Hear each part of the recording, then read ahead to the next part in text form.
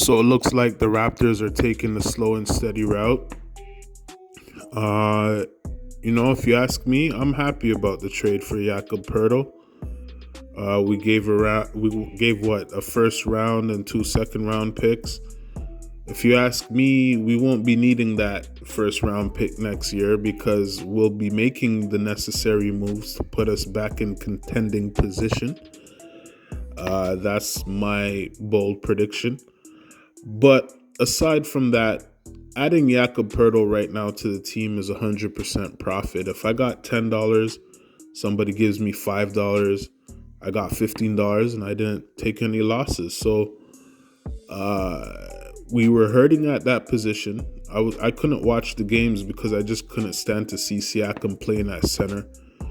I think that's a big reason why we are in the position we are in. I look forward to seeing Jakob Poeltl in the starting lineup. All right, and even though that's good, it does cause issues because somebody has to sit.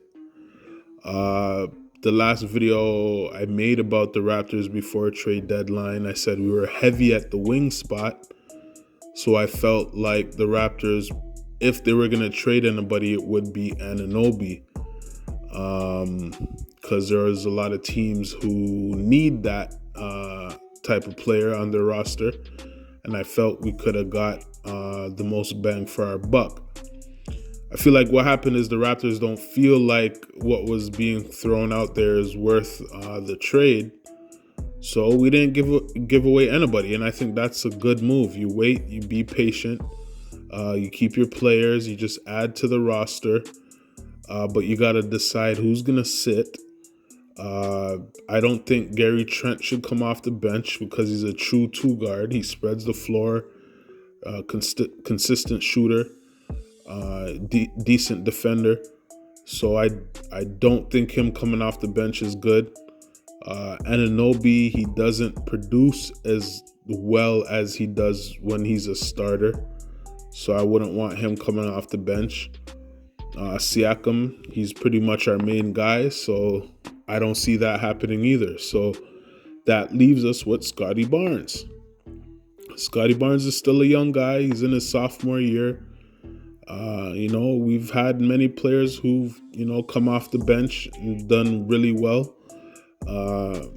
If he is who people say he is, I don't see any issue with him coming off the bench. He should be able to provide that spark that we need off the bench.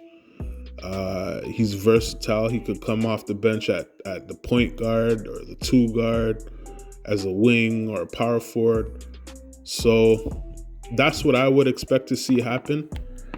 What they actually do is going to be, I can't wait to see. They are playing the Utah Jazz tonight. I don't think Poeltl is starting, but I don't think he'll be playing tonight, but we'll see.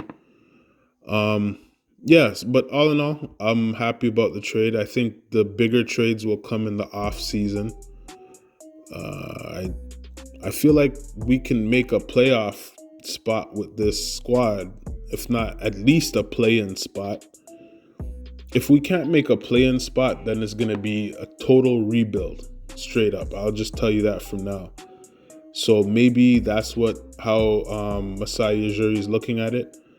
We get to have a little bit of Toronto Raptor fans would love to just see the Raptors extend the season so we can keep going and watching games while all the other teams sit at home.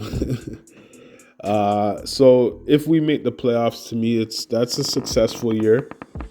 You get to gather more intel on your team and who you want to keep, who you want to build around and whatnot, so that when the off season comes, you can make a more informed decision in terms of who you want to trade and who you think you should get for who you want to trade. So I'm happy with the move. I'm not surprised. I know the Raptors it's just not in our DNA to make crazy trades. It's just not especially Masai Ujiri. He's just not that kind of guy. He's very When it comes to the moves he makes, he's very strategic. He's like a chess player when it comes to this. So I'm confident. I'm confident in the moves we're making, and I am definitely looking forward to watching the games now that Jakob Poeltl is playing at center. Because watching Siakam play center is just a tough thing to do. So, yeah, we'll see what happens. It's your boy Iceman. I'll catch you on the next one.